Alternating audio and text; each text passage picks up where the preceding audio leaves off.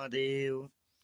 हे श्रेष्ठ दुजो, इस प्रकार के ज्ञान तथा भक्ति श्रद्धा से संपन्न पुरुषों के ऊपर भगवान शंकर अवश्य प्रसन्न होते हैं, इसमें कोई संदेह नहीं है। वास्तव में यही धर्म है। परम गुह्य रहस्य क्या है, अब मैं आप लोगों को वह बताता हूँ। सर्वव्यापी परमेश्वर शिव में भक्ति रखनी चाहिए। उस भक्त से युक्त प्राणी निसंदेह मुक्ति प्राप्त कर लेता है। पात्रता न होने पर भी उनकी परम भक्त से युक्त प्राणी के विविध अज्ञान रूप अंधकारों को दूर करके महेश्वर शिव उस पर प्रसन्न हो जाते हैं, इसमें संदेह नहीं है।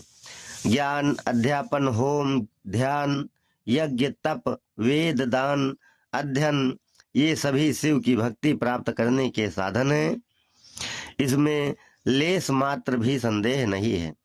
हे मुनीश्वरों, हजारों चांद्रायण तथा सैकड़ों प्रजापति व्रतों मास पर्यंत किए गए उपवासों तथा अन्य अनुष्ठान आदि की अपेक्षा शिव भक्ति ही श्रेष्ठ है।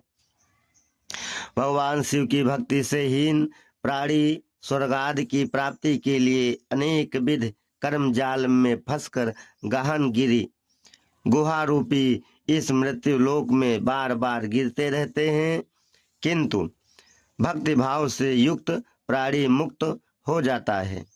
हे द्विजो, भगवान शिव के भक्तों के दर्शन मात्र से